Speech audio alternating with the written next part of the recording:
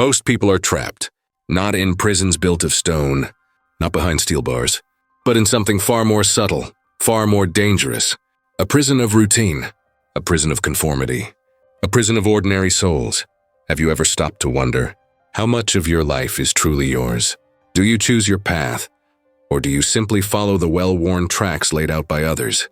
You wake up, you work, you explain yourself, you try to fit in, and without noticing the walls rise higher and higher, until one day you realize you were never free at all.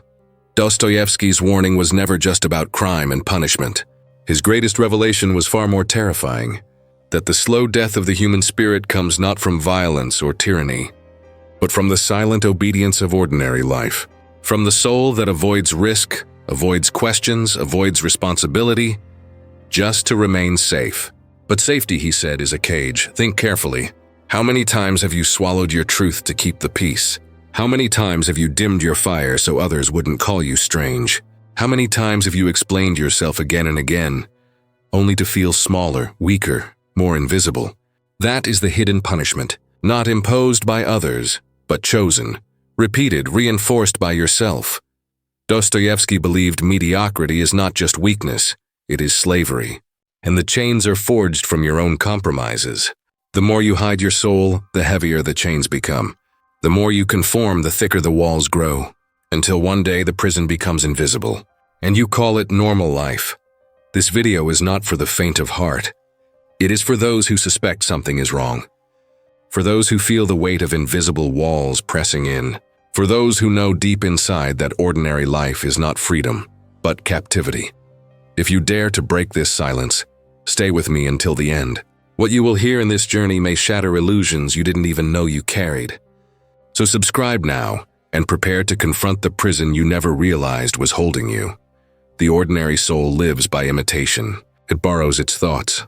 It repeats the words of others. It does not risk because risk feels dangerous. It does not question because questioning feels lonely. It does not create because creation feels uncertain. Dostoevsky saw this not as innocence, but as tragedy. He believed that the greatest crime of man is not violence, but the quiet surrender of his inner fire. The surrender to comfort, the surrender to conformity, the surrender to fear. Look around you. Society rewards obedience more than truth. The child who dares to ask why too often is silenced. The worker who points out the cracks in the system is punished. The thinker who walks alone is called arrogant, insane, even dangerous. And so we learn the lesson early. Better to be silent, better to be safe, better to be ordinary. But Dostoevsky asks us, is safety worth the cost of your soul? Because here lies the paradox. The ordinary soul spends its life avoiding suffering, yet in doing so, it creates the deepest suffering of all. It avoids risk, yet feels empty. It avoids conflict, yet feels unseen. It avoids responsibility, yet feels powerless. And the walls of the prison grow higher, not built by tyrants, not built by rulers, but built brick by our own compromises. Every time we choose silence over truth, every time we choose comfort over growth, every time we choose to remain unseen, the walls close in. Dostoevsky whispers across time. Mediocrity is the heaviest chain of all. Not because someone forces it upon us, but because we willingly place it on our own wrists. We accept the key, but we never use it. So ask yourself, are you carrying the weight of this invisible chain? Have you mistaken obedience for virtue, when in reality it is the slow poison of the ordinary? The prison of ordinary souls is not somewhere out there. It is here, now, inside you. There is a punishment worse than prison, worse than exile, worse than death. It is the punishment of living a life that never belonged to you. Dostoevsky understood this with terrifying clarity. He saw that the majority of people are not destroyed by sudden catastrophe, but by the slow erosion of their spirit, by endless compromise, by choosing the easy path again and again until nothing remains but a hollow shell. Think about the lives you see every day. How many people live only to work and work only to survive? How many conversations are filled with cliches, polite words, safe opinions? How many souls bury their fire under a smile, pretending everything is fine, while inside they are suffocating? This is the invisible punishment of the ordinary soul. It looks safe. It looks respectable. It looks normal. but inside it is torment. The torment of unrealized potential, the torment of dreams abandoned, the torment of a voice never heard. Dostoevsky believed this is why so many people secretly seek destruction. They gamble, they betray, they drink. They break the rules not for pleasure, but to feel alive, if only for a moment. Because even pain feels better than emptiness, and yet, society applauds the mask. It tells you to be stable, to be predictable, to never disturb the waters.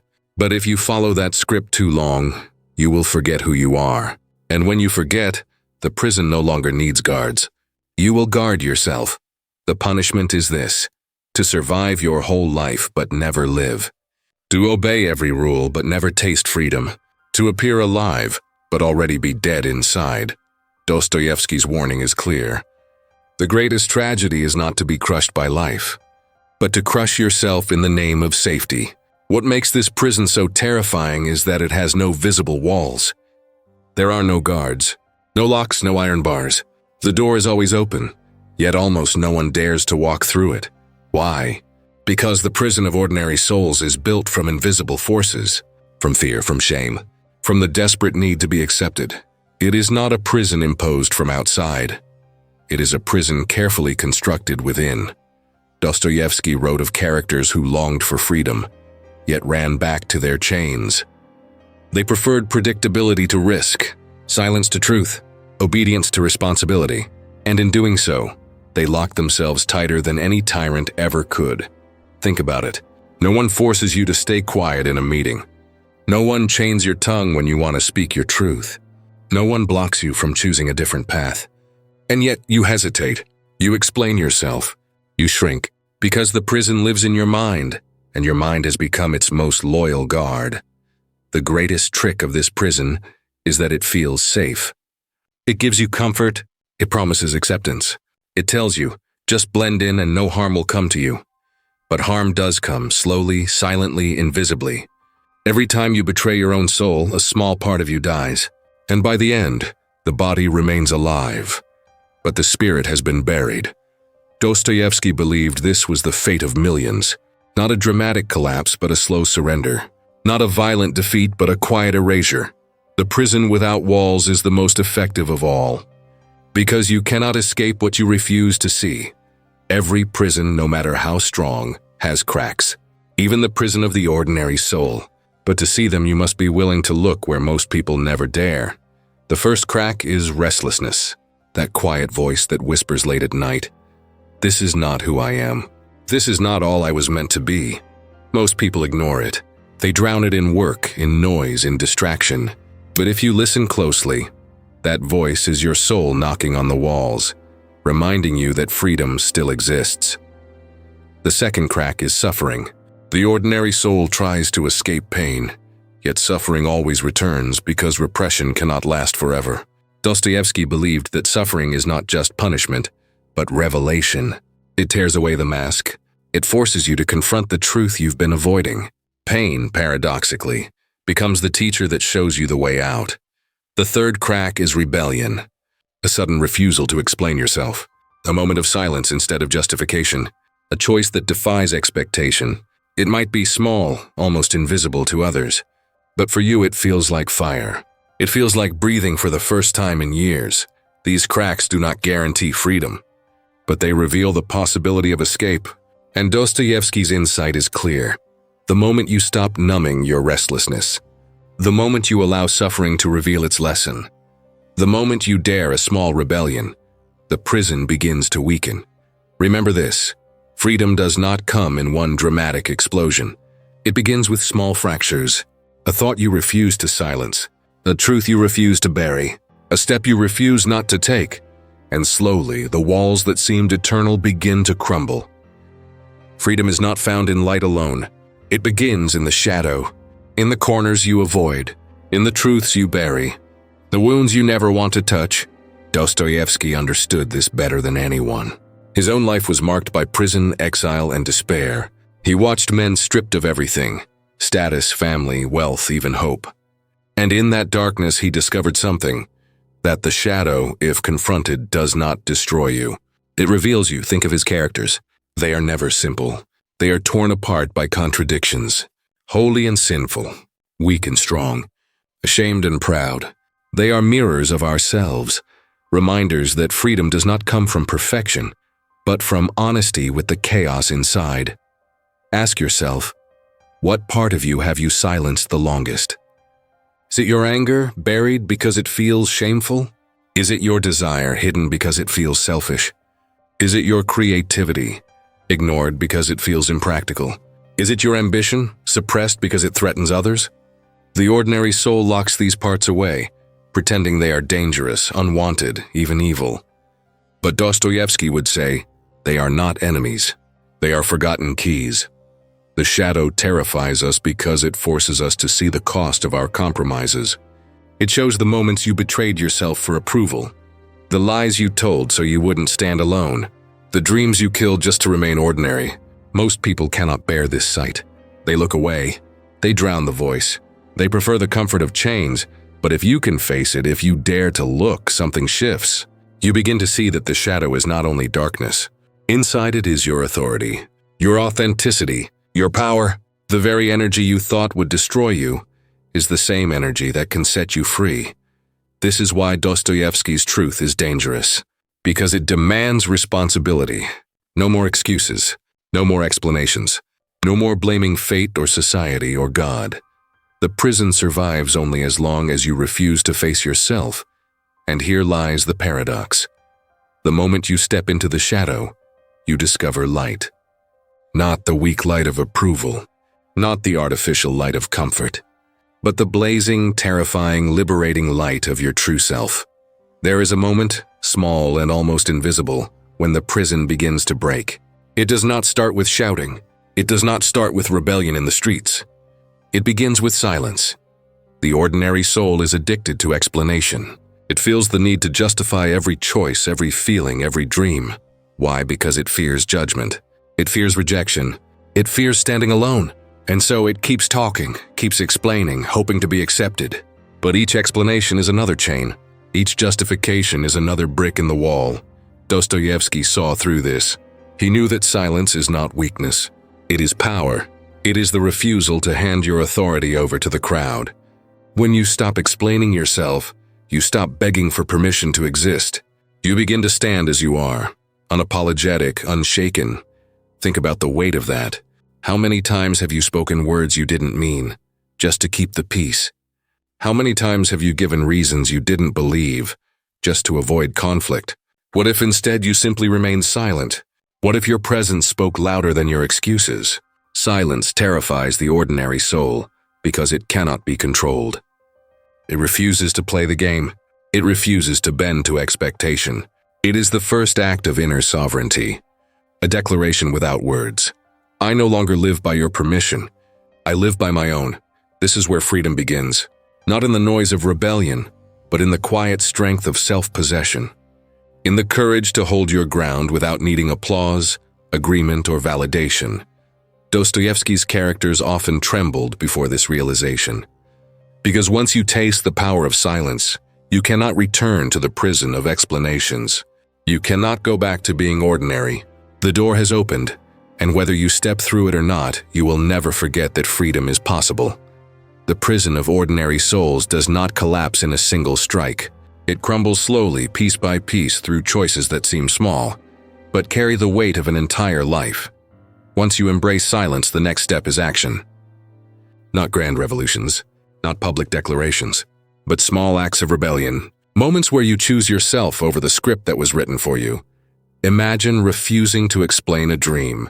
Someone asks why you want to change careers, why you want to create, why you want to walk a different road. And instead of giving reasons, you simply answer, because I choose it. That single act shatters 1,000 chains. Or imagine saying no without apology. Not no because I'm tired. Not no because I don't have time, just no. A word so simple yet so powerful, it frightens the ordinary world.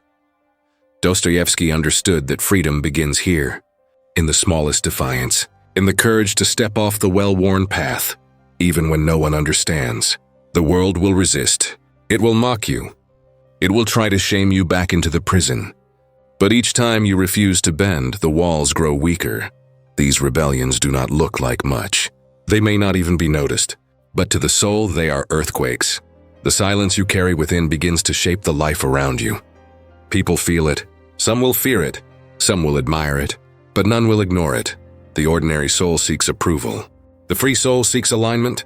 One lives by reaction, the other by decision. One begs for permission, the other creates reality. Dostoevsky's insight is clear. Freedom is not a sudden gift. It is not given by rulers or granted by society. It is built through choices, quiet, steady, rebellious choices that announce to the world, I am no longer ordinary. I belong to myself. And once you taste this power, even in the smallest act, the prison will never feel the same again. There comes a moment when the prison loses its grip. Not because the walls vanish, but because you finally see them for what they are. Illusions. Once you have tasted silence, once you have felt the fire of small rebellions, you cannot return to the life you left behind. The conversations you once endured feel unbearable. The excuses you once gave feel empty. The roles you once played feel like costumes. And you realize the ordinary no longer fits. Dostoevsky believed this was the most terrifying moment in a person's life, the point of no return. Because freedom is not always comfortable. Freedom is not applause. Freedom is not safety. It is raw, it is demanding. It is lonely. And yet it is the only life worth living. The ordinary soul clings to belonging. The free soul learns to walk alone. At first, the solitude burns. It feels like exile. But slowly you discover that what felt like exile is actually sovereignty. You are no longer defined by the herd. You no longer beg for permission. You stand in the authority of your own existence. Think of the courage it takes to say what you mean, even if your voice shakes, to choose your path, even if no one understands, to carry your silence like a crown, refusing to explain your soul to those who will never see it. Dostoevsky's characters often reached this threshold. Some collapsed under the weight of freedom. Others embraced it and were transformed forever. Because once you awaken, you cannot unsee. Once you break the first chain, you cannot pretend to be bound. Once you taste freedom, you cannot go back to being ordinary. This is the price and also the gift. The prison no longer controls you, but now you must live without its false comfort. And that, Dostoevsky insists, is the beginning of true life. The prison of ordinary souls was never built of stone. It was built of fear, of explanations, of silence misused, of lives lived by permission instead of conviction. And yet you are holding the key. Not tomorrow, not one day. Now, Dostoevsky's warning was never meant to paralyze. It was meant to awaken, to tear down illusions, to force you to ask, will you live chained, safe, ordinary, or will you dare to walk into the unknown? Freedom will not be comfortable. It will demand sacrifice. It will strip away your excuses. It will demand you face the parts of yourself you've denied. But what is the alternative? A lifetime of conformity? A lifetime of silent suffering? A lifetime of being alive in body but dead in spirit? No, that is not life. That is slow execution. The free soul chooses differently. It embraces restlessness instead of silencing it. It welcomes suffering as a teacher, not an enemy.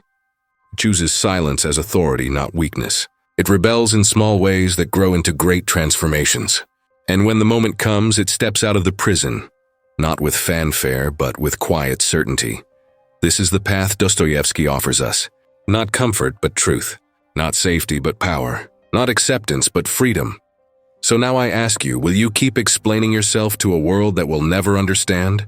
Or will you finally break the chains and live as more than ordinary? If this message struck something in you, don't let it fade. Stay with this channel, subscribe, like this video, and most importantly, dare to live your life without apology. Because in the end, Dostoevsky reminds us, the greatest tragedy is not death.